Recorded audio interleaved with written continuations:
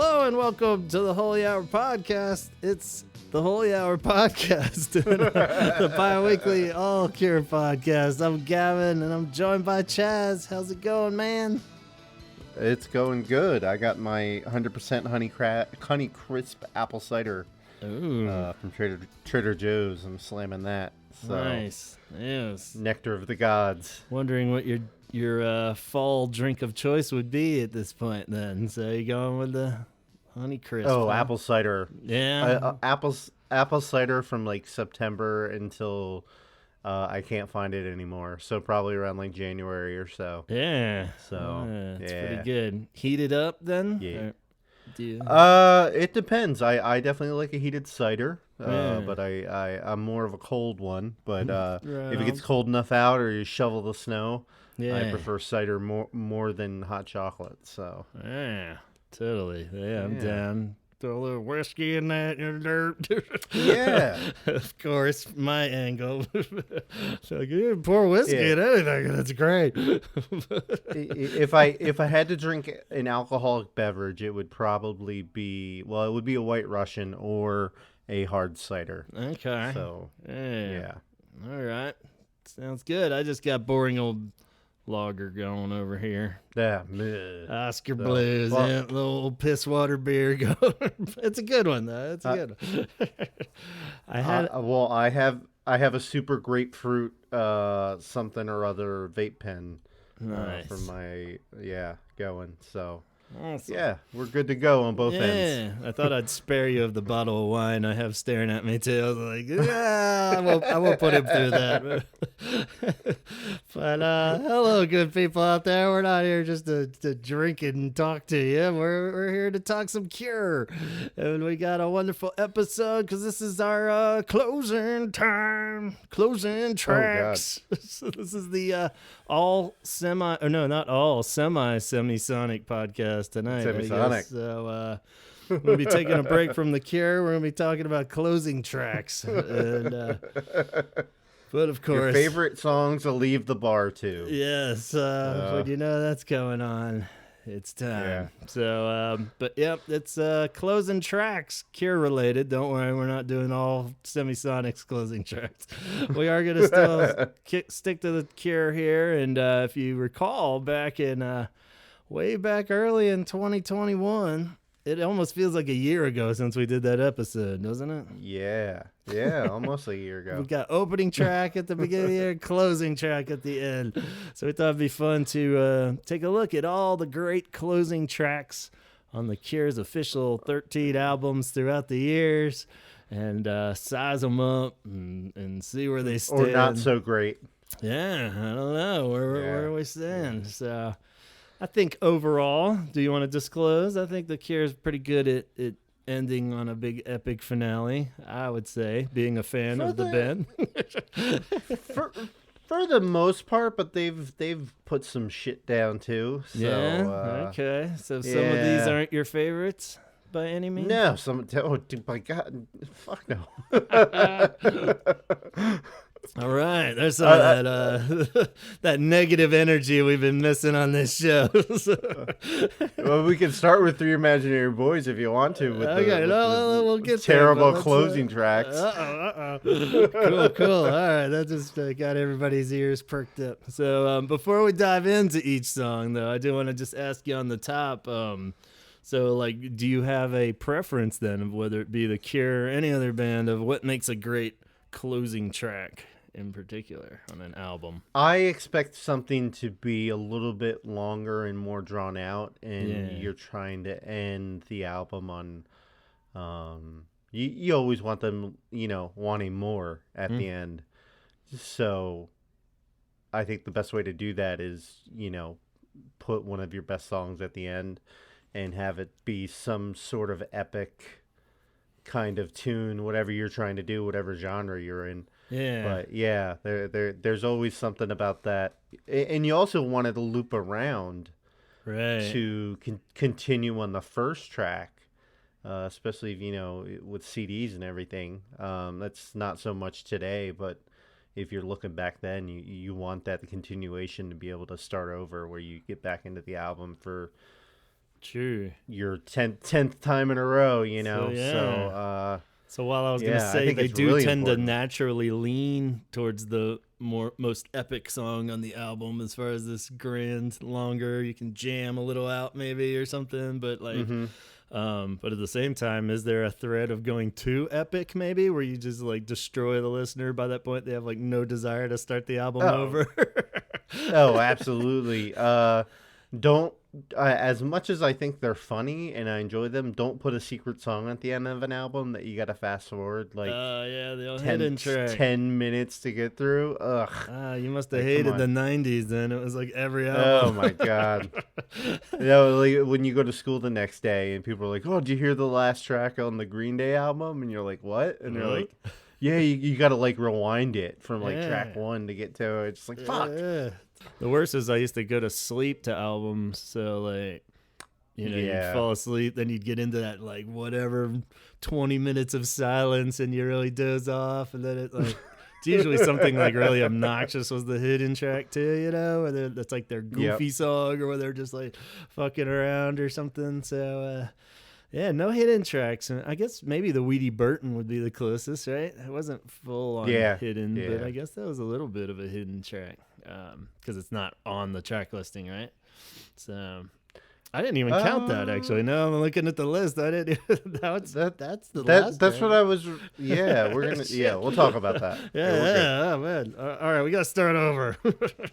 Redo my notes. Yeah, so overly epic is definitely a threat, I reckon. But then I was thinking too, like there are a lot of good albums that they do like a weirder approach to where there's the epic song. It's almost like those little charts you would make in English class at school where it was like Mm-hmm. the rising action, the climax, which a lot of bands will just end on the climactic epic Mm-hmm. song. But then you have albums that do like the falling action and the resolution where it's like two songs that are kind of like, what the fuck, and then some mellow kind of song or something at the Yeah. end. Yeah. And I guess that has its time and place. There's a good example of that in these Cure albums, but I tend to always kind of feel like they should have just ended it after the crazy epic awesome song, and then they just have like some like in the 90s too, like a lot of acoustic song or something would be at the end of like this rock album, Yeah. and you'd put this as like the one kind of, all right, let's all just pull it together and chill for like 3 minutes here at the end. It'd be like the nice little You get your acoustic ballad song. in. Yeah, Yeah. Your power ballad gets dropped there, the second to last song or something. yeah. Like, wasn't that a thing? Like, they would drop like the power ballad, like the second or third last song, and then they would end the song on like a, like another metal banger or something. Yeah. Or more like long drawn out guitar solos and everything. So Yeah, definitely a but pattern y- for sure. It's hard yeah. to say. I mean, when you're thinking Cure, they definitely lean, everything's epic with the Cure pretty much. Yeah. At a certain point on, I think after the first album, everything is like, but yeah, they're not gonna do that too much, Like you're definitely not gonna have like the super stripped down song and the whatever is the finale. Mm-hmm. Robert just But noodling on an yeah, acoustic guitar, but yeah, they're going I big. I think like I'm going through my song list here of like all these albums, and I'm trying to think of a song that was kind of out of the norm for the sound of the band, but they still ended on it, and as overplayed as the album is, Nirvana Nevermind, Something in the Way Yeah, was completely out of left field for that album, starting off with Smells Like Teen Spirit and just like goes down, yeah, and then they end on this complete downer of a song, which is one yeah. of my probably three favorite songs of theirs. But Sure. it's just, but it's still like I wonder it if that still was a fits. '90s kind of like thing too, because the ones popping in my head are like these kind of like, like Boston rock, grungy kind of things, or it was always Mm-hmm. kind of like like the Lemonheads did that a lot. Like Frank Mills, this acoustic song would be the one that Mm-hmm. would be the last song, and then like they would just end on like some kind of, all right, let's all just kind of chill, maybe because the whole album was kind of poppy rock kind of stuff, Yeah. so you could get away with it more. But yeah, you would think that would be like your big rock out, long ass middle section jam part or something. Yeah. And then you can like put that at the end because it's like would just be like a giant black hole in the middle of an album, So. Yeah. Yeah, or you get like your folk punk bands where the last song is going to be where all their friends are clapping along and singing along at the end of the album. So yeah, there's definitely a few of those, and those are always weird when they go into another song after you have like the big sing along chorus or something, like a fucking Bright Eyes kind of thing where everyone's like, yes. It's like, and then you go into like a pop song, it would be so weird. So you gotta end on that, But yeah. And I guess too with this episode in particular, we're focusing on albums, but there is a difference between like live closer and an album closer. It's almost like one of those liberal arts math problems or something. I forget what the hell it was called, where it's like closing album tracks usually make a great show closer, but it doesn't go the other way. But non-album closing tracks can also make a good live closer. Like you can end on a poppy song live, but it's like, or even just looking at some common ones for The Cure, how they end with A Forest and Boys Don't Cry. Like a lot of times, and those aren't closers on the albums. I guess you start weighing in like the band's history and your biggest song and your whatever kind of things, or would a lot of bands come out for the encore in particular and would play that, but it's I think with any band, if you go see them and you're gonna want them to play their biggest song last, or near the end. You don't want right. You don't want them to hit. The last big band I saw was the Goo Goo Dolls, and I'm like, I can't imagine them like starting off their set with like Iris or Name, and then like, all right, and the crowd would lose it, Yeah. So, but it is weird when they throw it in like third sometimes or something. Just be like, whoa. Yeah. I always thought like just like Heaven's always oddly early. It's kind of like. Yeah. It's never like second or anything, but at the same time, they'll throw it in like the fifth song in the set or something. It's just like, whoa, all right, we're already doing that. It's like, shit, man. That's definitely not that's a song I'm surprised isn't a closer, because that could be like a good, like, let everybody leaving kind of feeling to it. So, but hey, that's just my opinion. Well, I guess when you're lucky enough to be like The Cure, you can be like, well, we got Boys Don't Cry for that one. We'll do this. We've got 6 amazing singles we could close on. So it is just strange though that where you can't. I don't think it's safe to end your set live on your album closer, especially if it's like the main set and not the encore, so you can like, it's kind of like, well, of course any closer would be a good live set closer, but if they just ended on like Catch or something, you'd be like, whoa, what? Could, but so anyway, all the weird dynamics with that, but yeah, and I guess like a song like A Forest is a good example of ones where the studio recording version of it and stuff isn't that great of like a closer. When we talk about 17 seconds, it's like it would have worked probably, but at the same time, the fact that they like stretch it out, and like really rock it out and stuff makes it this epic closer, so it's like, oh yeah, well, if you recorded it like that, then definitely would have had to have been the closer on 17 seconds, but not the case. So no. So what do you say? Should we start going in? Did you have any other pre-closer, other thoughts or anything? Do you have anything that you totally hate that they do? Not The Cure necessarily, but the idea of closing an album. I guess just the hidden track. Is that your main pet peeve? I think that's a pet peeve. And then like, I don't know, like I don't like when bands don't put thought into it. Yeah. And where you're just, there's, I don't know. It's kind of like a book. You kind of have to have an end to it. It's your piece of art. And if it just continuously like runs on, you're just kind of like, okay, this didn't feel right. Right. Kind of like I feel I didn't get the closure I wanted from it. Yeah. So Yeah, I guess I along don't like that when line, then, happens. real quick, the idea of compilations, do they bother you? Because like a singles compilation, not necessarily The Cure, but everybody's, like, because they don't have Yeah, that like album flow as much, and stuff. So it can be a not little really. like, I guess, because you know what that is. So maybe it's some trigger in your head where you're like, well, yeah, of course, this isn't some epic theme or anything. It's just their singles, and you just know that that's the last one. So that's the closure, maybe, is like, you know. Yeah, I think when it comes to compilations, if it's one band, it doesn't really bother me because you're kind of going for the greatest hits kind of thing. Yeah. But if I'm listening to a compilation of a bunch of other bands, that first song better be really good and that last song better be really good. Yeah. Because that's, and then in between you can spread around what you want to spread around. But yeah, I'm Yeah. like yeah.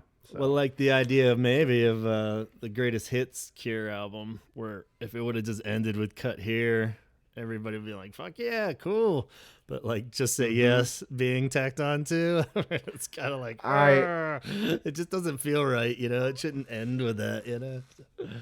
I wasn't gonna say anything. Yeah, since it doesn't really count with what we're talking about, but yeah, Yeah, that's irritating when bands, because The Cure's not the only band that does that, where they put out a greatest hits album and then they'll put yeah, another yeah. And like I'm just one or happy two to songs have on two there. songs, even if one of Yeah, them is "Just Say Yes." But like, totally would have made more sense to switch them, right? Put "Just Say Yes" first, and then "Cut Here" last, because like "Cut Here" is just totally feels more like a awesome closer in a sense. Y- But yeah. I think if you're gonna put that on an album, it should be like one of the first. I think both of them should be the first two songs. hmm, Just as like these are our first two songs, and then after that's our greatest hits. yeah, Because you're maybe putting a greatest hits album out. If you're putting this on there, you're saying these are sandwiched between the two greatest hits. It doesn't. true, That doesn't play well to me. huh? So, but yeah, only one of those songs should have been on the greatest hits, and I think we agree which one it was. yeah. Yeah, I think would have been a wonderful B-side to "Cut Here." Just say yes on hmm that, and it's like hmm strange, but And they could even put in memory of, and I forget the guy that it was for yeah, off the yeah, top yeah. of my head, but like they could have just added that on there, and everybody would have been Billy, like, "Aw," and not yeah, even thought twice about it. So, totally. but Anyway, so yeah, makes sense though. All right, let's more focus. griping from the old men. Yes, yes. So let's focus on these actual albums then. What do you say? We'll start at the top as we hmm tend to do back in the old days. Three Imaginary Boys. So I had Three Imaginary Boys as the closer. Let's just forget about the Weedy Burton. And That's what I'm going with, though. okay, Come on. you're going with Weedy Burton? Yes. All right, well, we could do both. We got time. So, Weedy Burton, I would say, is a horrible closer then, and it's too early for a fun little whatever fun Yeah. song at the end, especially Real fun. Yeah, too early as in like people weren't doing that until the '90s as a hidden track, and too early as in this Yeah. is the Cure's first album. You gotta end on a badass song like Three Imaginary Boys, which I'm totally Yes. down with. But there's a lot of questionable decisions on this first album, so Yeah. can't blame Well, them. They were just feeling it out. Yeah, but I mean, they do rebound with "Boys Don't Cry," and then they put Three Imaginary Boys as the last track, which Yeah. I'm fine. That's good, perfect. Yeah. I think they fixed a lot of the yeah. problems with Boys Don't Cry, as we've said many times on this, which is odd. You would think Boys Don't Cry would be some weird, watered down, like, oh, it's not the purest form, but yeah, I mean, it's crazy when you really put them side by side of like the Boys Don't Cry Yeah. album and the Three Imaginary Boys, how much better Boys Don't Cry is, but Yeah, it really is. Yeah, I mean, I'm fine with that. I'm going through the list of the album, and I'm just like, I don't really know if there's. I mean, I know we did the rearranging, and I don't have Yeah. those notes in front of me, but like, I don't really think of another song on that album I'd want to go out with. Yeah, And then it yeah. comes Put a little back in the footnote Boys saying Don't while we Cry. do all these, it is interesting to think if there's a better closer or something that just could have made sense as a closer. But yeah, I think Three Imaginary Boys is pretty perfect. Where I mean, it's weird too because you think of the vinyl and stuff. Like Subway Song was like the closer of side A, so you have like the kind of runner-up closing song, you know. So like, that's always a way to think of it too, where it's like, yeah, that's a good side closer, but you probably wouldn't want to end the whole album on that, you know. And it's I know. I don't think you're going to agree with me, but I would put 10:15 Saturday Night as the last song. Yeah, I was actually going to say it's possible. I don't know if I like it better, but I could see that because it is a little bit longer and has like a little more, you know, like you could stretch that out, and it does have a bit of a finale feel to it even still. So I could see that being the closer. I was going to say the only note for Three Imaginary Boys being the closer, it's probably one of the most like versatile out of all the ones on there, as far as you could probably do the reverse of it and put Three Imaginary Boys anywhere in the album, and I wouldn't be like, that just feels like the album's ending. You know what I mean? It's like a totally cool, just pop song that you could plug anywhere in, where it's dark and heavy enough where it works perfectly as a closer, but at the same time it could be a track 3, you know, or something, I think. But yeah, I could even see putting Grinding Halt at the end of the album. It's kind of too literal, but yeah. I still think that would be a good way to end it. Yeah, it could be good. So lots of choices for that one, I think, just because it is so scrambled of an album anyway. The fact that we're looking at 2 versions of it right now, even, it shows that there is a lot more wiggle room on this one than a lot of the other albums. So pretty cool. So yeah, am I wrong in thinking maybe you weren't that big a fan of Three Imaginary Boys? Or the guitar solo you didn't like or something, right? Wasn't it? Yeah, I'm not the biggest fan of the song, but I think it's going to be on the album, and I think it's got the vibe to be able to be a good ending song. It's drawn out, and I it is what it is. I mean, I don't like it, but it's. I mean, they could have gone out with like a hidden Foxy Lady cover or something like that. You know, or the Weedy Burton. Or the Weedy Burton. 17 seconds. I guess we can move on to. Again, a bit odd that it's not a Forest when thinking of their live sets, but I think it works perfectly to close out the album. But again, a fairly versatile one where I don't think that would be too weird throwing that somewhere else in the album. I mean, they could throw one of the small instrumentals on the end of the album, and it still would have played. It still would have flowed well back up to a Reflection. Yeah. I mean, I'm going through the list, and I don't think of maybe Play for Today doesn't belong in the end, but I don't think I would have an argument against any other song being the last song. Yeah, a lot of them. They all kind of have that same vibe. So yeah, I mean that whole album, the theme and sound of it is so cohesive that it really could be shuffled around a lot. I like the idea of one of the instrumental ones because they get kind of bunched together so much, you know, that like you probably could have bookended it. Maybe I don't remember Final Sound. Come on. Could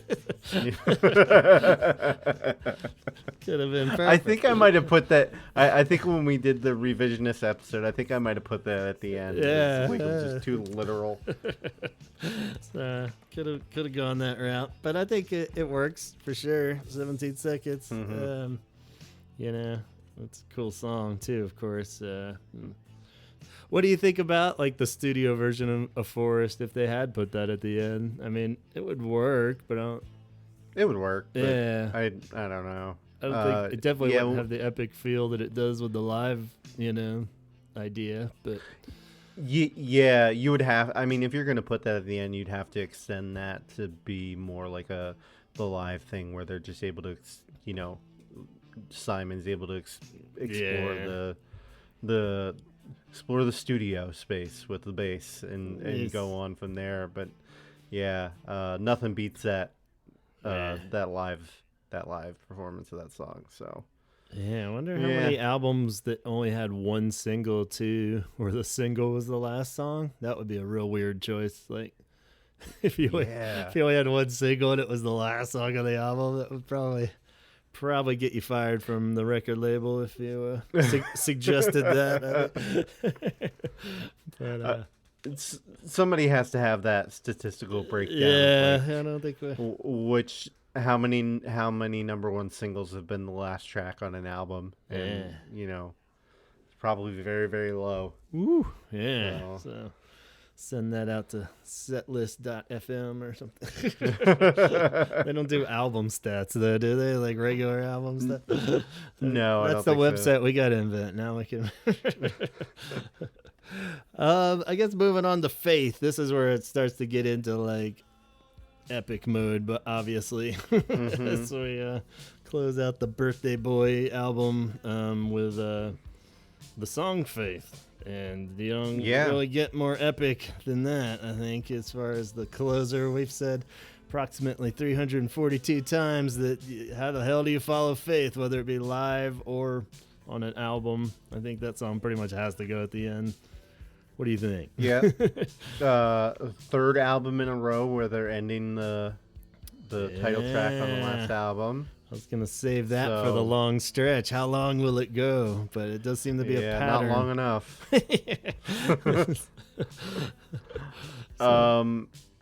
Damn, that's a epic. I think Faith has got to stay there, but I don't know. Yeah, I made a note that, I mean, like Faith and Pornography, every song is so epic that technically, if you, like you're saying, the song Faith has to be there. But as far as like other ones, if it was like different batch of songs even or something, like all those could be closers on a different album or something, maybe. Yeah, I mean, I could see pretty much, except for like Primary or something, it'd be weird. Or Doubt, but for the most part, anything could be a, Drowning Man could be a pretty awesome. I think they probably have ended an encore on all these at some point or another, but yeah, I could see even All Cats Are Gray, maybe. Yeah, I mean that's the ending track on side one. Okay. So, I mean, if they're putting that into account when they make the album, I could see that as an ending track, but I just like Faith there too much. Yeah. Yeah, I don't. And then going back into the Holy Hour, I think that just kind of is too good to switch around with anything else. Yeah. So, yeah, I would leave that there, but I think it's definitely one of the top favorite ones of mine. So. Right. Yeah, it's hard to top that. So, like we said, where do you go from there? So you gotta leave Faith in the final spot to go home and ponder that little ditty. Pornography. Again, the title Another track. One. So it's a weirder case of the same idea with Faith, but where I kind of feel like different batch of songs, or most of these songs, you could probably pull other ones that could be good closers. Mm-hmm. But I can't really see the song Pornography just being in the middle of the album or anything. It's so weird. And like, what the fuck is going on? It's kind of just classic closer in the sense of like, okay, we're taking this last weird trip out and this is it. Yeah, it definitely is not the only closer that I would have on the album, but the only one for this album. Yeah. I would actually like to hear The Hanging Garden as the last song. Yeah. Where with the echo on the end of it. Yeah. And play that part out a little bit longer. Yeah, that last. Yeah, along those lines, I had jotted down like Siamese Twins and Figurehead, just because they kind of end with that shouting of the line, or it's like that'd be a pretty badass closer too. Yeah, but I don't think Amy could unseat Pornography in that position. Right. It's too. It's too of a diverse track to throw. You're just gonna mess up the flow of the album, and I think Pornography was the only album I kept the same. Yeah. When we did the Revisionist, so true. Yeah, I think can't fuck with it. So yeah, I think that's a good example of other bands too. When you have like the really just kind of noise or trippy kind of song too, or something, which is badass. But you don't want to take it off the album, but like you kind of just Yeah. have to put it at the end. I think is a good Mm-hmm. standard move there, because you gotta, like I said, sometimes you can get away with like ending the first side with something like that. Mm-hmm. Or if you're like band at peak level of success, so you could like put it first, where you just have like this ridiculous like noise thing going, and then it Yeah. goes right into the big single or something. Or there's definitely a lot of albums you're like, oh, what the fuck, this first song is like ridiculous, but then you go into the next one. But so yeah, I can't really see it anywhere else either. And and it's cool. It's like my least favorite one on that album, as we've said, but at the same time, it's it keeps the whole thing together wonderfully. So it does its job as the caboose. It's your least favorite child in the family, but you still love you him. gotta. There's always one. You gotta. All right, so then moving a little less epic onto the top. We got your favorite album. So I think I was curious of the top criticisms you have. The song, I think, is one of the shining points of the album. I love this song as a whole. Are you down with the song? I mean, if you're in Omaha, Nebraska, the one skyscraper is going to be the one, building you look up to. So there's not a, you got Shake Dog Shake, and like everything else is just like the apartment building surrounding it. Oh fuck. I like the song, but it's the longest song on the album, and it's not. I mean, it's better than some of the other songs, but it's. You could have had Lowell doing like armpit farts at the end of the album, and I would have been happier with that on there. Than the song. Then just anything. You were just done by that point. Huh? Yeah. I feel like it ends strong. Man. Banana fish bones into the top. It's got that middle, little sprinkles that. I don't know. I'm never as hard on this album as you. So I feel like the sprinkles are what lose me on this album. It's just the little kind of the toppings I'm not too big about. Like I feel like you got strong bookends with like Shake Dog Shake, but obviously that wouldn't be a closer. Sometimes they do kind of go back and forth with the openers, and closers work good where they're interchangeable. But that's definitely an opening song, And it's the like Wailing Walls and Empty World kind of little middle section ones that I'm like, but yeah, they take up space. They're the reading chair in the corner of the room you never use. Exactly. Do you think the song, The Top, could have fit anywhere else? I mean, does it have to be the end? No. Yeah. No, I don't think it fits anywhere else, but I don't know if there's anything else on this album that I would put at the end. Yeah. That doesn't mean it's the best closer, but it's because you can't put the Caterpillar there, which is the second best song. Even Dressing Up closes out the first side, and that's like I think I've mentioned that where I was just like, that's just a weird, it's not a closer, it just totally feels like, all right, what's next? I don't see maybe Wailing Wall, but even like Give Me It maybe, just because it's so like rowdy and a mess. You could put Give Me It at the end maybe, but I don't know. The top is like, it's a little longer than the others, I would think off the top of my head, but it has that pace. But it just sucks that like your two best songs are unable to be able to take that last spot. You can't even bookend them. Yeah, and even like, I mean, you could like, say the third best song. I don't know, like Bird Mad Girl, or I don't know what everybody's opinion is of the third best song on the album. Yeah, I think it's. I don't think any of those. Yeah.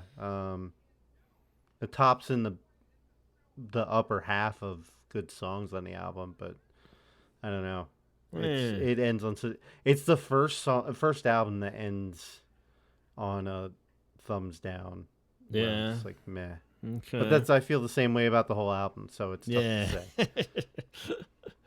Well, I'm not crazy about the album. I like that song. It might be my third favorite on the whole album. I think that song's pretty rad. But that changes. Definitely the first two are solid. Yeah. But yeah, I mean, it's like Banana Fish Bones. One It's day all- it might be like, this is genius. It's a long drop down to the third one. Yeah, so one of those deals. Well, they'll win you back probably on the next album. Head on the Door. Yeah. Which is a strange one because we've kind of talked about how this album's like the kicks off the golden era, but it's a very like trim the fat kind of thing in a lot of degrees. Mm-hmm. And how even with our openers, I think we voted In Between Days technically the best opening song, but it's not really like the most epic opener when you think of Cure opening songs and stuff. But can't argue In Between Days. Kind of feel the same way about Sinking, where it's like, I mean, that's epic and like big, but they keep like trimmed down too, which is surprising. It's that song. I feel like it could be like 7 minutes long. It's only 4 minutes and 50 seconds, so it's like, they could totally drag that out sometime live, even though I don't really feel like they do that even. But yeah. They don't play it enough live. That's the problem. Yeah. So yeah, I don't. It's obviously I don't know.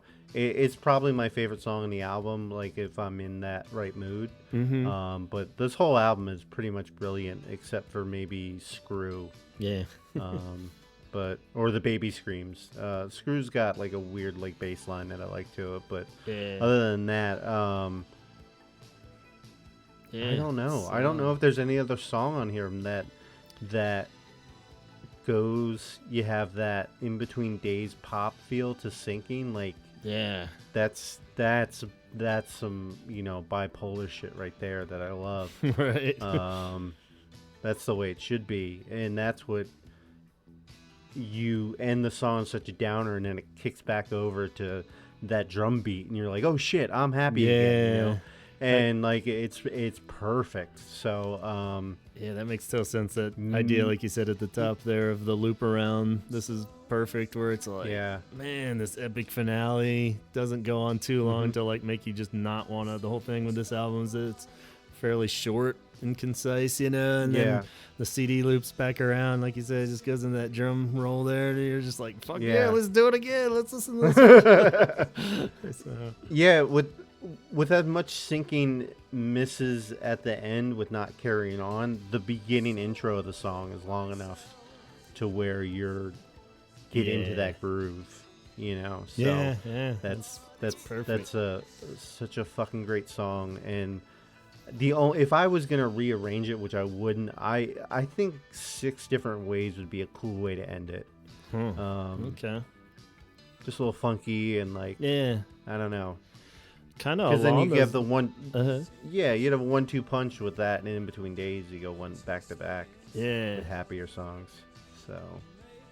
I was thinking too, like, I mean, if you have Sinking, to me, it's a no-brainer. You have to put that at the end, But like, if for some reason you didn't have Sinking, I actually think, and maybe it's just because I love Standing on the Beach so much, and it was so early in my Cure discovery that it's kind of burned into my head. But like, the way the tape ended with Close to Me is kind of cool, and I always liked that it ended that way. And Paris, even, that's the closing song, even though I'm like, when you look at it now, you're kind of like, that's weird, but like, it is kind of a cool, like, fun closer. I remember just the way those singles would end that way. And then even on that same scale, the way the CD of Staring at the Sea had A Night Like This is the last song in the video compilation. Just the feelings I had as a kid of watching the video compilation, and it would go into A Night Like This, and then it would fade into the credits. And I was like, it's fucking perfect. Which otherwise I would never consider those songs like closer ones, really, But it was like, that actually worked pretty brilliantly, So, but yeah, I could see A Night Like This more than Close to Me. Yeah. But that would be another weird thing where you're putting, I think In Between Days was a bigger single, but you're still putting Close to Me up there, which is that's another weird you don't want to we bury. gotta look that up. Yeah, you don't want to bury your other big single. Yeah, especially at this point in their career and stuff. They weren't. That's why it broke through so big, is because they weren't people weren't fishing for Close to Me at the end. So. Yeah. And this is the first album where they do not do the title track. It is, yes. All that build-up, and I forgot to call it out, so thank you. Yeah, not the title track, and won't happen again for, 1, 2, 3, 4 more albums or so. So, Yeah. Strange. So the closest thing would have been Close to Me, which is the title track. It would have been, since he says Head on the Door in the song. Yeah. Yeah. So, again, maybe that was a runner-up at one point as the closer, but they're like, Chris Perry was like, "You fucking nuts? That's the second single." I'm putting it last. Yeah. On this epic 10-song album. They're like, "You haven't seen anything yet. Epic. Wait till our next album." So, Kiss Me, Kiss Me, Kiss Jesus Me. Christ. Oh, man. So many potential closers. Who knows? But let's look at Fight first, the actual closer. Not my favorite. When you put all the definitely not my favorite when you put all the songs of Kiss Me in a row, and not my favorite when you put all the closing Cure songs in a row. Never extreme hatred for it, but it always just seemed a little cheesy for some reason. I think I said way back early on, I don't really want to be inspired by the Cure. This is too inspirational. Bob Larson should have listened to this song. Maybe he would have been a little more. This is what he was going for, but no, I listen to 80s montage music for my inspiration. I don't. Yeah, if I'm gonna feel good, it's gonna be with Why Can't I Be You or something. It's not gonna be Robert telling me to just don't give up and keep fighting. It's like, what? Yeah, I'm good. So, there's a weird one. Go ahead. There are, we shit on. I don't know. Did we shit on the Kiss being the first opening track? I never had any problem with it, but I know you mentioned you're not the biggest fan of it. Or no. Yeah. So. Yeah, I don't know. That could have been a closer. That's kind of one where it goes. That could have been. Because, it's more of the rock out ending. Yeah. And it is a weird opener just because it is so whoa, all right. So, and it takes a while to get rolling. And then it's, not really like the others. And then that transition into Catch is always so odd that I like it. But at the same time, it's weird. But, yeah, I would see that as maybe an ending. But I could also even see Hot, Hot, Hot or something quirky to end the album on just because this is a more quirkier album.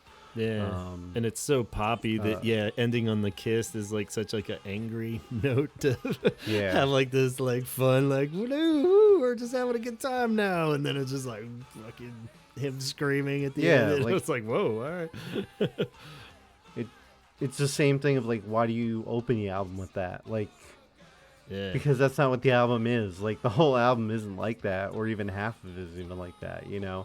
So it's not like Want.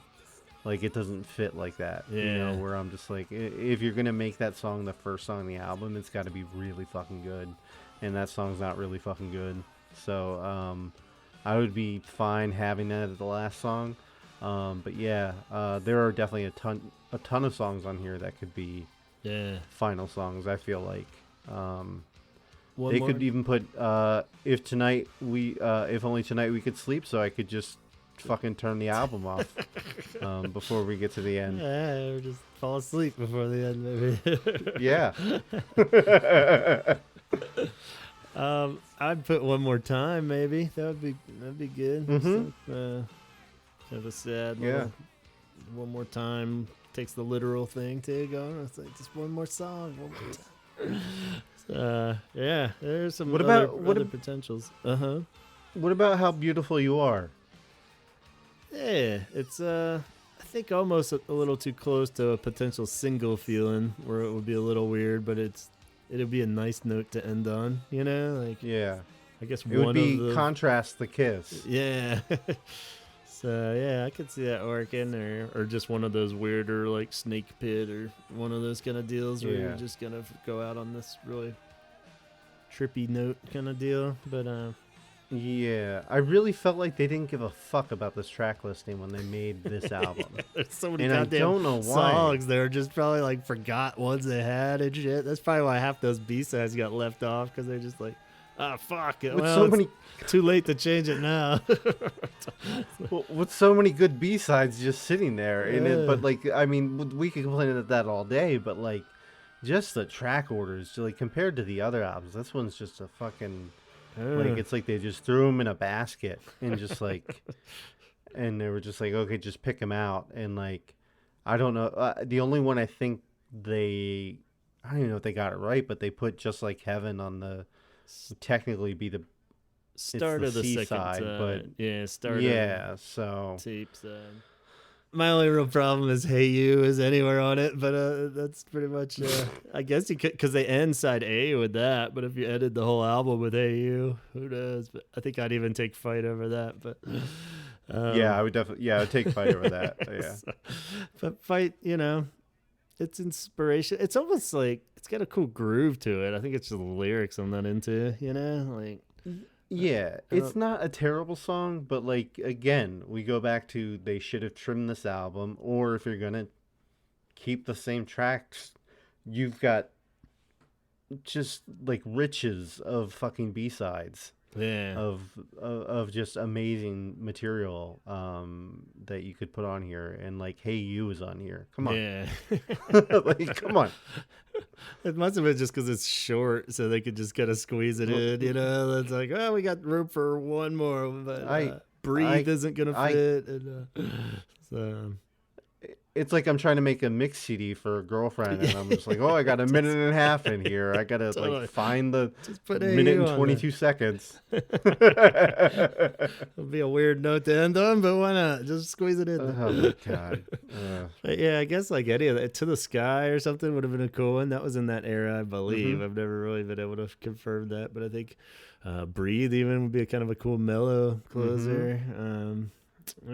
Chain of Flowers even would be a cool one. But Yeah, I would. Yeah, I'd love that. And like anything to contrast that Kiss. Yeah. I think you're doing a good job, but like you're putting Fight with the Kiss, and it's just I already don't like the ending. I'm not gonna like it to roll over to the same kind of vibe, I guess. Sure. Like, Yeah, it I is don't kind know. of the next harder song on there. Yeah. I guess as far as sharp guitars and stuff like that. But interesting. Yeah. So Yeah. never give up, man. Never give up. Well, I totally. Well, maybe not. Inspired. The next album, Disintegration. You've heard of it. We've all heard of this record. So yeah, Untitled is the closer on this one. Well, it kind of seems like a no-brainer. It is a weird. That was the one I was subtly referring to earlier on, where it's more of the rising action climax, falling action resolution scenario for The Cure, which we don't get very often. But seems like Disintegration would be a very strong contender to close the album out on. Yeah. But then we get the little mellow kind of come down with Homesick, and then the ultimate good finale, though. I mean, it's a good fucking closing song. Maybe one of my favorites, if not my absolute favorite, just because I love the song so much. But yeah, I love this song. It's the way they do it live in particular too, where they do the stagger out exit and stuff. But on the album, you get that feel anyway. But yeah, it's a good closer. But what do you think? Disintegration versus that, though? Is that even... Am I the only... That's got to be an obvious pondering, right? I mean, if you're going to stay with the theme that they had earlier on, you would put that there. Yeah, it's even the title track. Title tracks. I always thought it should have been the closing track, just because of the way it ends. But you cannot break up Prayers for Rain, the same Deep Water in You, and Disintegration. That's like true. the holy trinity of the depths of my depression. Like it's My depression needs that. You can't break it. It's so layered. It's just like oh man, it's like I don't know how you can break that up, but Untitled is such a good song. Yeah. That I don't like it at that end spot. I wish I had my notes in front of me because I don't remember what I put there. Yeah. Yeah, it's tricky. That's where you almost have to like enlist some B-side help or something if you're gonna do any kind of rearranging. Yeah. But that, I mean, that's kind of the bigger dilemma, is not so much that like, yeah, Disintegration could be an awesome closer, but then Untitled anywhere else in the album would be really fucking weird unless you're like closing out the middle of the album or something. But that's even such a closing song, you know. It's like, god damn. But just like just imagining listening to that album and ending on Disintegration with that long, just powerful song, and then everything goes silent, and then you go back in the plain song, like that kind of gives me goosebumps. Like thinking of that, and it ends so like Untitled is such a great song, but it ends so weirdly with that. Yeah. But it like, kind of disintegrates. It's more of the fade out, you know. So it kind of goes with the full theme more instead of just this harsh kind of finale, you know. So I think the weirder link is Homesick, because it's you know, it's like coming out of Disintegration then going into Homesick. I'm always a little like, I'm not really ready for another song after Disintegration. I'm kind of like, oh yeah, where am I going? I can't like just go launch into this beautiful little piano part, you know. So that's so yeah, I mean, if almost as much as it would kill me that Untitled isn't there, it'd just cut the whole album as a 10-song thing, you know, like just don't have it, or you know, save Untitled for Wish or something like that, you know. So it's like, which is blasphemy in its own way, but at the same time it's like, if we didn't know it didn't exist, then it wouldn't hurt as bad, kind of thing. So. Are there any songs that you would absolutely say no to being a closer? Like, even if you broke up Prayers for Rain or Same Deep Waters as You, I could see that as a closer. Other closers on this album? Yeah. Just the singles. That'd be fucking depressing. Yeah, yeah. I mean, a lot of them could work, but like, yeah, you can't close with like Love Song or Lullaby or anything. But Same Deep Water as You could work. But yeah, like you're saying, you don't want to break that up. Even First Rain could be a good closer. Even Fascination Street, really, even though it's a single, you know. But yeah, yeah, close down. Yeah. That'd be kind of literal, though. Sure, you don't want to do that. Yeah, I like the way that bass goes down in that one, and it just feels like everything's coming. Yeah, like you could, like the train's coming to a slow stop. Yeah, so, but yeah. I don't know. Pitches that you can't put at the end either. That's just like ridiculously perfect single. So.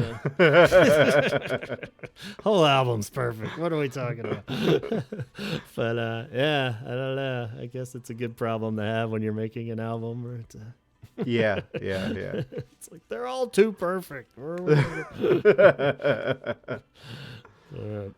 Oh man. But it is odd because there is very few other albums that I love where it really could end there, but I'm so glad it didn't. But at the same time, you know what I mean? It would be a perfect closer. And I think that's why a lot of times with the live set, going back to that idea, they do end, you know, they start the set with Plain Song and end it with Disintegration. And then they'll play a whole bunch of encores, and then maybe even encore will end with Untitled or something, you know, where it is the perfect runner-up closer, you know. So that, and 100 Years, going back to Pornography again. A lot of those sets are, it's like, yeah, I mean, that's a great opener too, but that would have totally, in that vein of closers, worked perfectly. So yeah, absolutely. All right, well, you don't get a better ending song than End, right? From Wish. I mean, it's called End. Gavin. Where the hell else are you going to put it? You can't put it at the beginning. I mean, you could just name it something different, I guess, but that's cheating. So I think it's a good ending. Yeah, it's not. It's not bad. It's not. It's. They've had worse. I don't know what else I would put there. Maybe to Wish Impossible Things. Yeah. But I don't know That's if I a little want. almost too I don't know. mellow. Yeah, it's a weird. Yeah. Yeah, I think it's gotta be that. I'd almost say like Edge's Deep Green Sea, even. Maybe. Even though it's too cool to bury that far in it, but at the same time, has that epic, long, it's a good spot for it. So yeah, I don't know. I think, because if you try to think of End without it being called End, it really probably could go other places too. It is just like a cool rock song. I feel like it is really long though, right? Like it's not as long as those like live ones from like Show. Apparently, I was totally oblivious to how long that was. Yeah, it's 6:45 and Open is 6:51, so they're roughly about the same length. I never feel like End is that long when I listen to it. That's a good it really doesn't. But they flow into each other pretty well. Mm-hmm. End and Open. So I mean, I don't have a complaint there when the album restarts. Yeah, from the Edge of a Deep Green Sea is the only other one I can think of. Yeah, I'm not really thinking of anything else here. Yeah. Or seeing anything. Letter Release definitely can't go there. Nah. I'm still upset it's so low. But I mean, Cut could be like an angry ending, maybe, but that's a little weird still. But yeah, I guess you got to go with that. That's fine. Yeah. Yeah, it is what it is. Of course, we can't go change it now. I don't.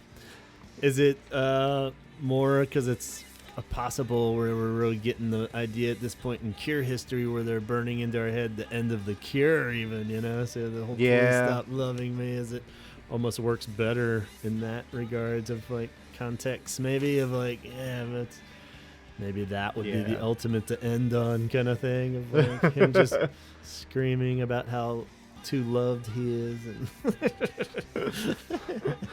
can't handle it anymore. At least he's not trying to motivate you. Yeah, he's not trying to motivate you. Exactly. That's I'm happy. Miserable. Yeah. I mean, if we were ranking them, it would probably fall somewhere right in the middle. Yeah. It's not great. It's not terrible.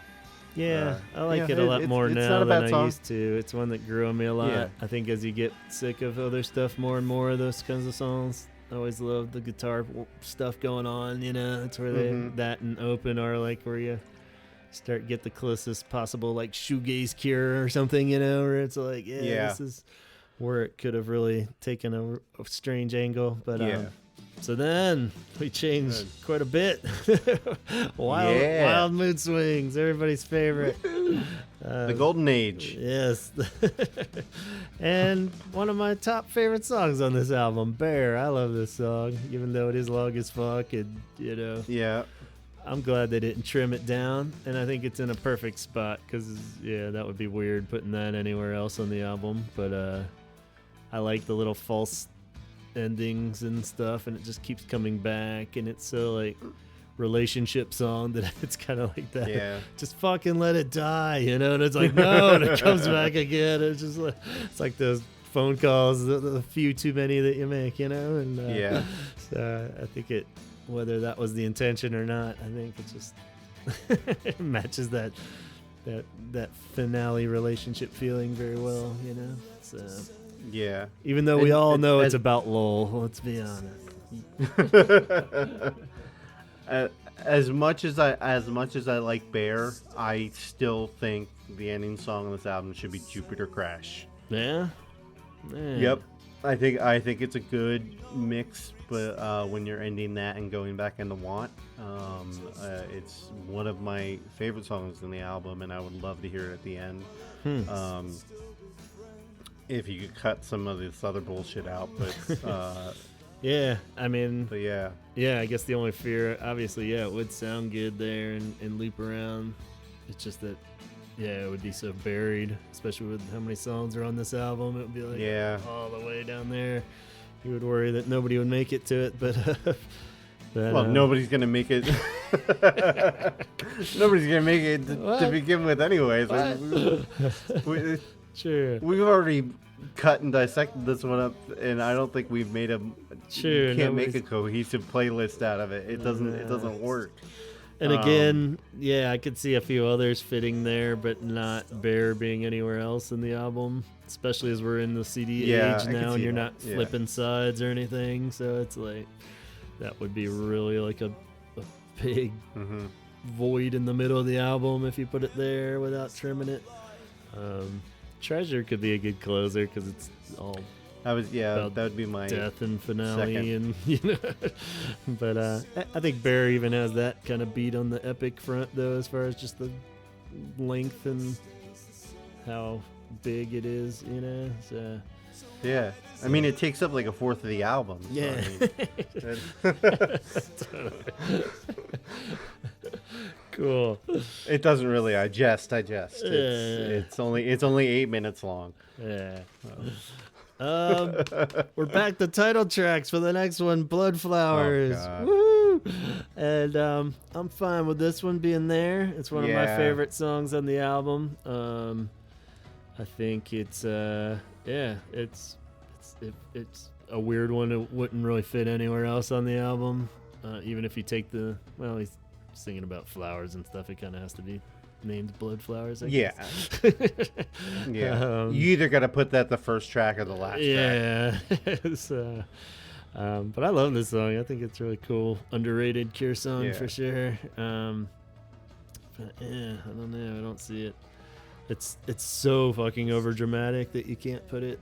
I mean, this whole album is, I guess. But I definitely like it a lot more after finding out. I forget where the hell, maybe back in Never Enough, the book, like the idea of blood flowers being like a soldier that was shot, and that's the blood that forms. I think it had like two meanings that they were kind of bouncing around in different interviews, but like I hadn't heard that before, and I was like, oh shit, that made me like it so much more, because the idea of blood flowers was starting to feel like Robert scraping the bottom of the barrel as far as like just grouping, like blood spiders or, it's like, what the fuck does that even mean? But the fact that it has like this cool meaning, I'm like, oh yeah, okay, I'm on board now. That's great. So yeah, that's cool. And it makes me love the song even more, but it would be weird anywhere else. How about you do us all a favor and put "Watching Me Fall" as the last song? Oh yeah. Actually, that's not have to worry about that fucking 30-minute epic of just garbage. As a runner-up for sure. Like, I mean, just anywhere but fucking track number 2 is like, come on, man, you can't put this. Yeah. You can't. After like the best song on the album, "Out of This World," it's just like, ugh. It's like turning out of your driveway, and then you got like a mountain in front of you, and you gotta like drive up that. It's like we just started, man. What the? That's such a bad idea. I don't know why they did that. It's like, but yeah, that'd be a good finale. Even it might even made me like it a little bit more, because it was like this. All right, this is the grand, Yeah, conclusion. I think it would. It's just like you're putting your listeners to a lot when your second song is 12 minutes long, Exactly. and it's not very good to begin with. Yeah, I mean that maybe it would probably like it a little bit more if it was the last song, but yeah, I don't think you can get rid of Blood Flowers off of that. Yeah. I like it at the first track though. Yeah, I mean, it is almost one of those. I don't like "Out of This World" as a first track. I mean, it's a great song and it's a great first track, but it does kind of start a little too soft, maybe. Like a little with the wishy-washy brush drums and stuff. Maybe it could have benefited from a little more, like we saw with the other albums, where you come out a little more harsh with Blood Flowers first, and then go into. Yeah. Well, it's let's face it, it's not the first time Robert sold us on a, false bill of goods or anything, with like the first song being completely different from the rest of the album, or better than the rest of the album. Check so this out. Yeah. Yeah, but I like Blood Flowers as the first song more than "Out of This World." Just like thinking of it this way. which probably totally contradicts what I said before. In true Cure fashion, you got to contradict yourself absolutely. a bit, right? Yeah. Or you put it on there twice, right? So. Yeah, there you go. Yeah, it's better than listen to Watch Me Fall all the way through once. Yeah, reprise or something. Totally. Well, no real complaint on that one, but on the next one, of course, I'm saving all my complaints for self-titled album. God damn it. The Promise. Yeah, I'm done by that point. Even though I think I technically hate Never, is it? The one before it? It's like this other, I can't even remember. Like that one just exhausts me so much that like by the time Promise rolls around, I'm like, I'm done. I can't. So yeah, there's a long list of songs I hate worse than the one before it. Yeah. Oh my god. I mean, it's just it's. But I might have only made it all the way to The Promise twice. Wow. Once was just listening for this podcast, and the first one was probably the first time I've listened to the album. There's not a lot in here that I would bookend. Yeah, I mean, I think it's great at the end because by that point I am just exhausted and don't want something that I would rather listen to be further down and lost in that kind of void. I feel like it is really just those two songs, at least like. I don't know what's going on and Taking Off or kind of just miss pop songs, really, you know? Yeah. It's not like this epic finale screaming stuff that, like, I have a problem with this whole album or, there's points of it going out through the whole thing, but like Never, I think is just where it's just like, ugh, like I couldn't hum you one part of that song right now. It's like I have no clue, you know. Every time as soon as I put it on, I'm like, oh yeah, that fucking song. But like, it never sticks in my head or anything. And at least Promise, I know he's just like screaming, "Oh, Promise, dude!"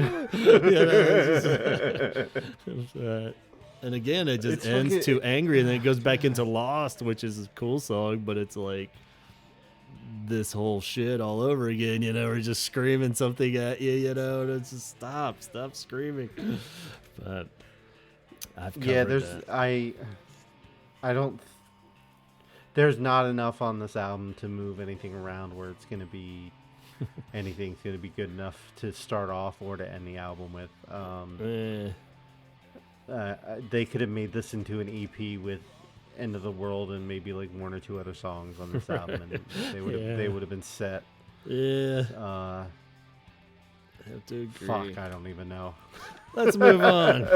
413 is kind of where it's a shame and where it kind of falls apart by the end, in my opinion, too, where like it's over.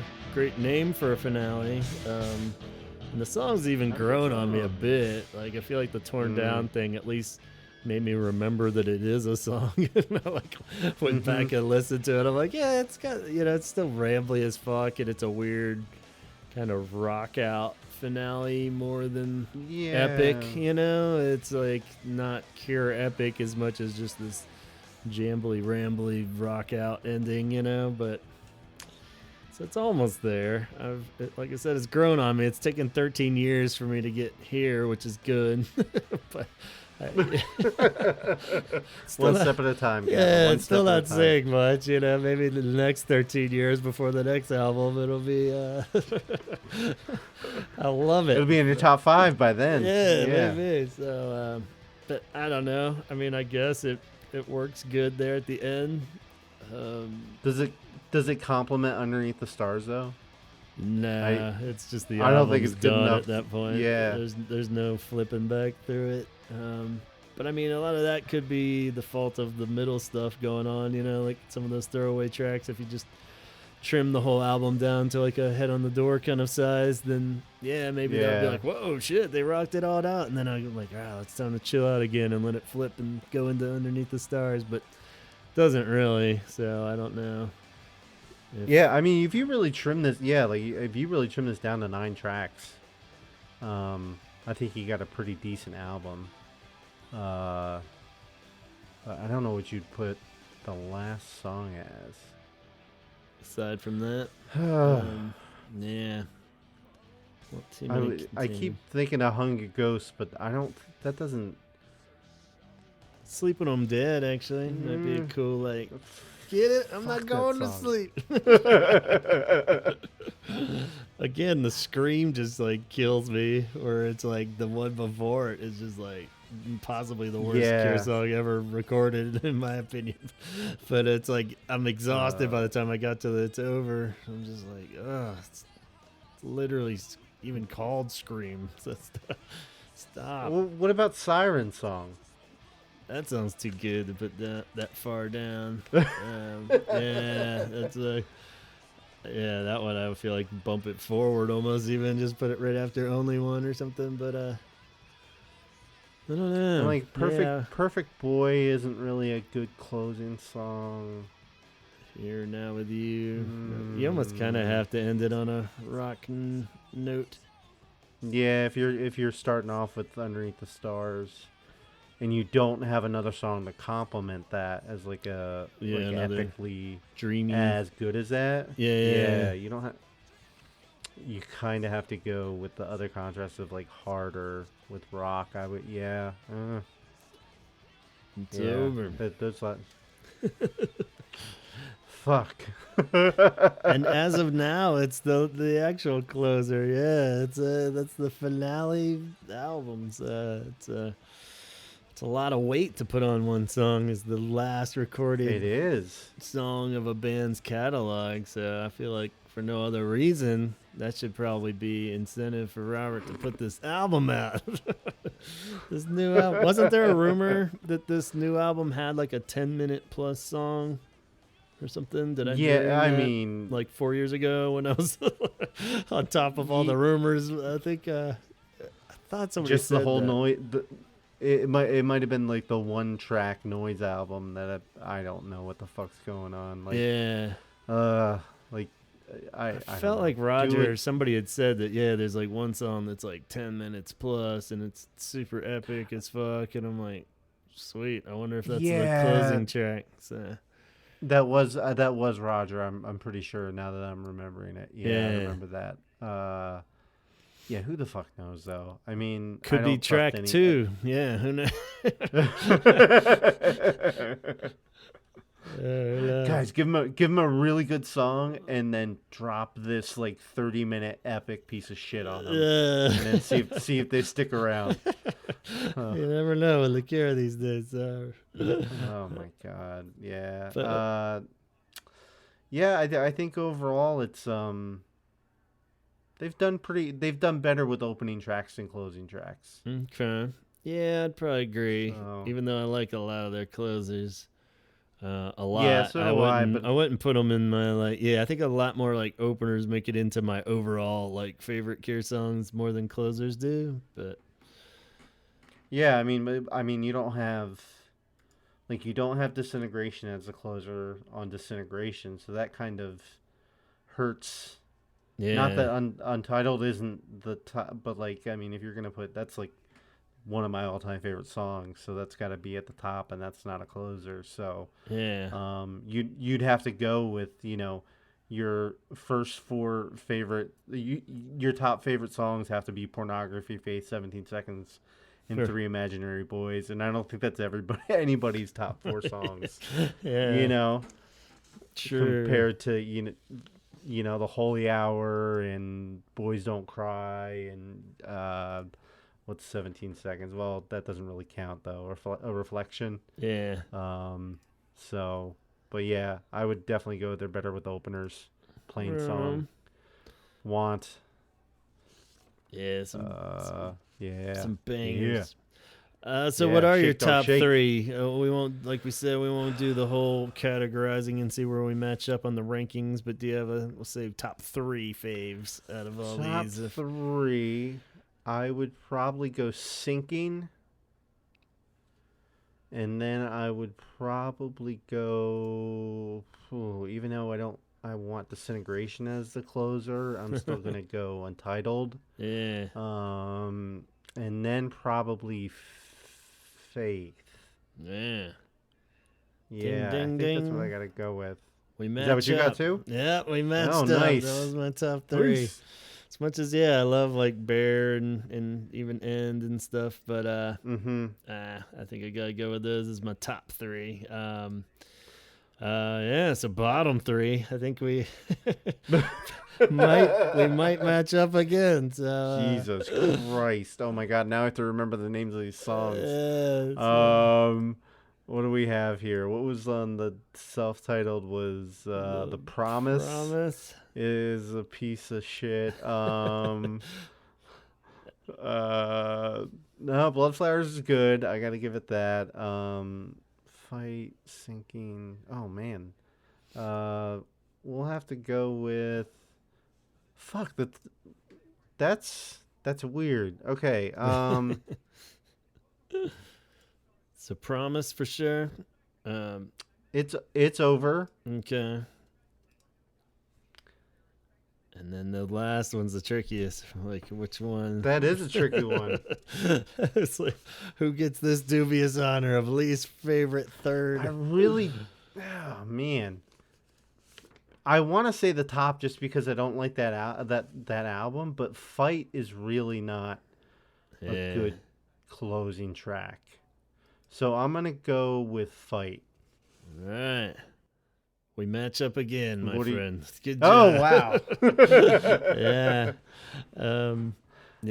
Fight, would be the one out of the albums I like more. So obviously Promise, Over, It's Over, and Fight, I'm fine with Fight in the grand scheme of things, but as far as the rest of the album and its spot as a closer, Pornography, the song isn't really that fun to listen to, but I think it does such a good job on the album, and that's just more of such a good team player song, so I can't really knock it for that, and I like the top, so it has to be Fight for me, which is odd because it's like dead center in that era of everything that I love, but it's like nope. So that's pretty cool. As much as I don't like the album top, the song, it's better than Fight. So I can't really slate. Just another reinforcement that Just Like Heaven holds the entire album together. The whole album, huh?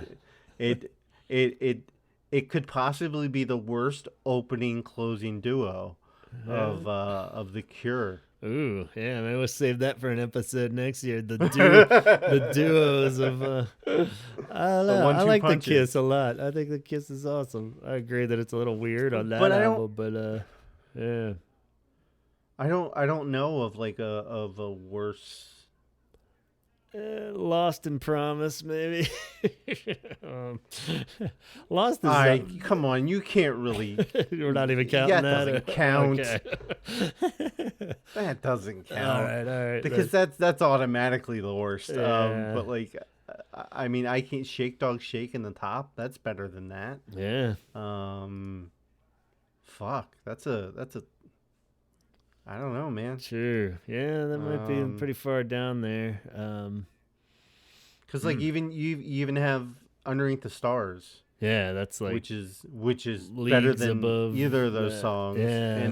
And It's Over, which isn't great, but so Underneath the Stars is so good that it carries it. Yeah, and for most of them, even if there's one that's not that hot, then like the opener or the vice versa is like so good that you can't really. But Kiss and Fight might be pretty far down on the list there. Even Wild Mood Swings like Want so good and Bear's awesome, so they're kind of on par with each other, if not balanced out. Yeah. So in the next episode, we're going to discuss why Kiss Me, Kiss Me, Kiss Me is a terrible album. So this was an idea you had touched on in a Patreon episode. So if you want to further hear this theory of Chaz's, you have to subscribe to Patreon. but yeah, I think it's definitely developing. So I think you might have a point there on that one for sure. So maybe, but I don't know.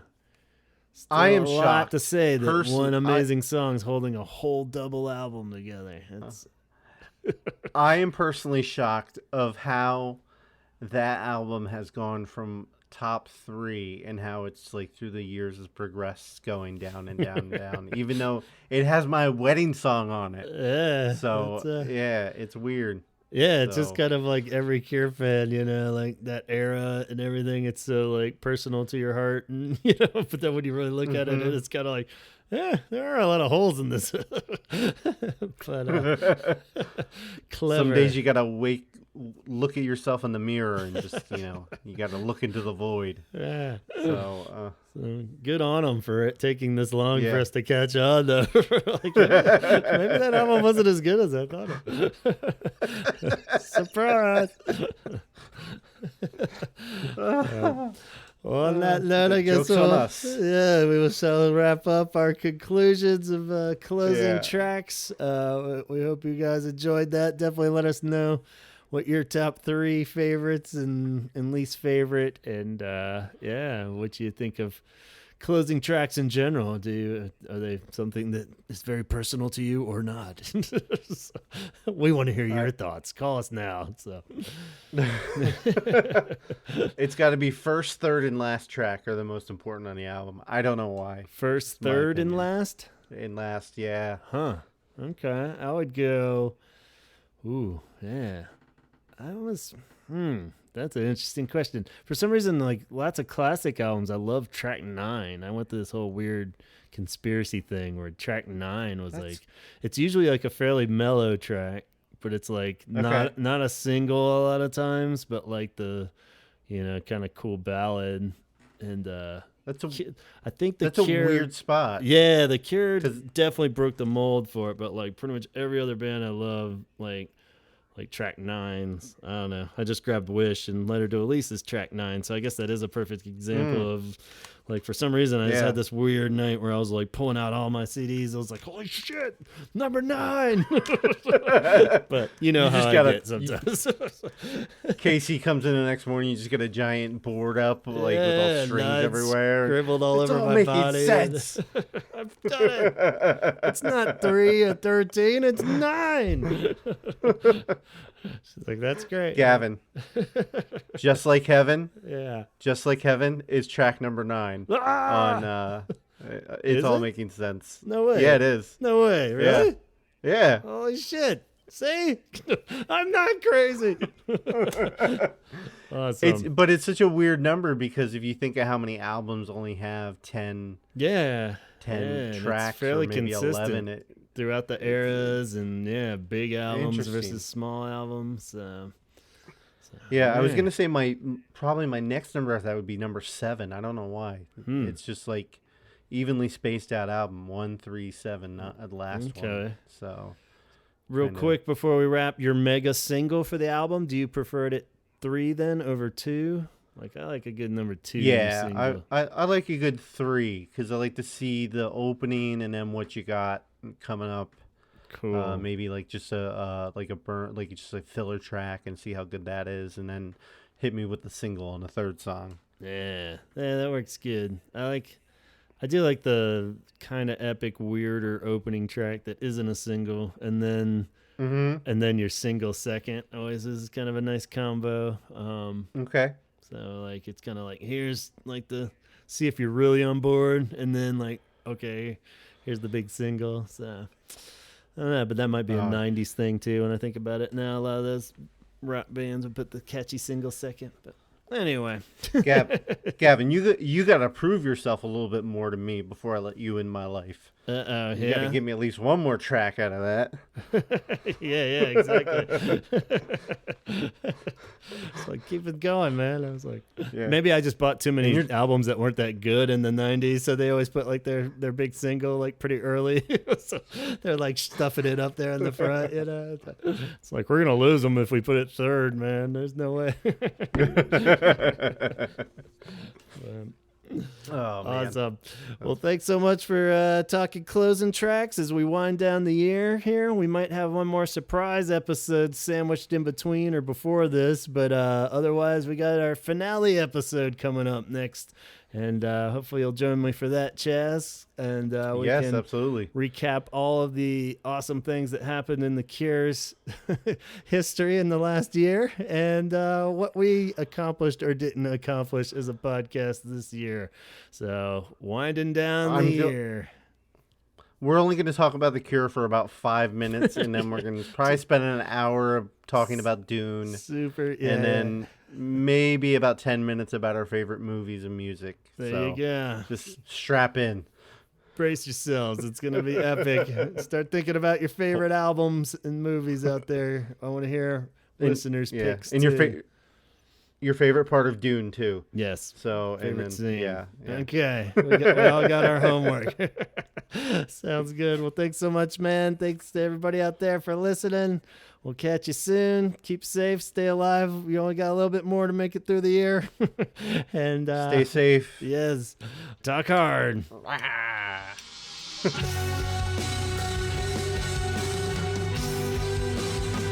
All right, again, a very special thank you to Chaz and to you guys for listening. Hope you enjoyed that. And since recording that, I started watching that Get Back Beatles documentary, the Peter Jackson thing. And it occurred to me that album, Let It Be, the last track is Get Back. So our initial question of a single being the last track, it's not the only single from the album. I think that was the original idea, but still a single, a number one single, last track. There's bound to be more out there, but that one kind of hit me right as I was watching that after this finished editing this one.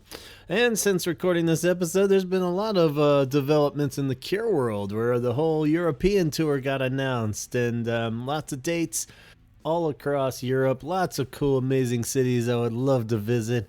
Man. But yeah, ultimately, I think I'm going to stay put and try to bank on Roger's comment that followed shortly after saying that rest of the world shows would be announced soon. So I'm hoping that his idea of soon is a lot quicker than Robert's.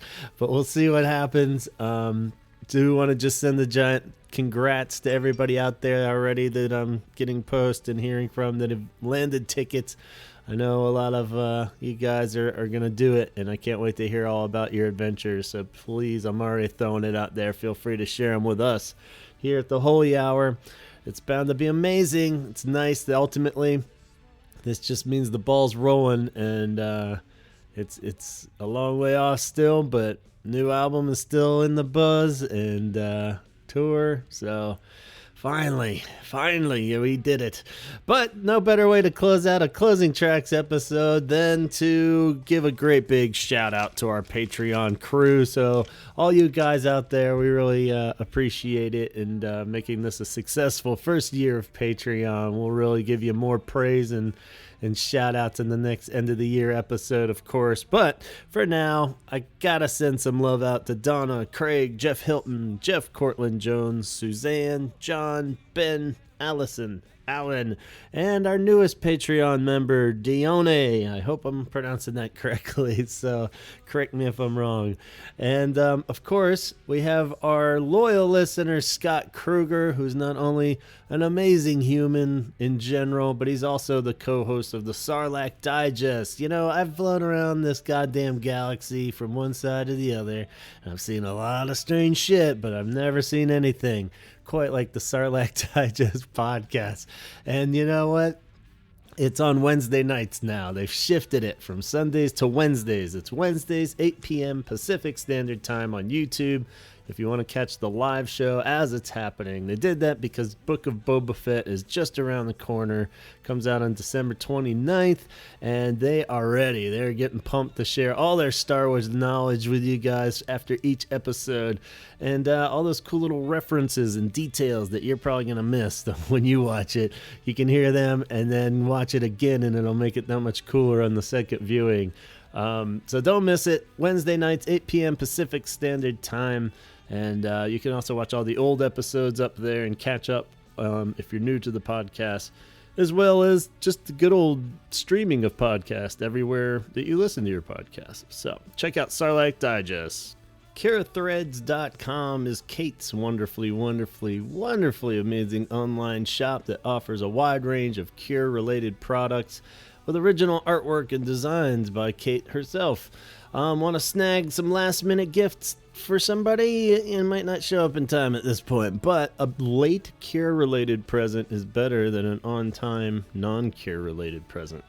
It's true. Scientists have proven it.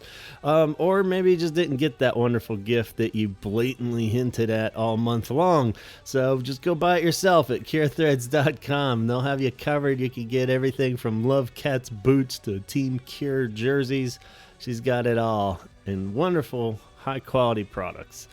Or maybe you just want to get a bit more epic with your gift giving this year. And yes, I am aware I've said the word epic at least 3,000 times this episode.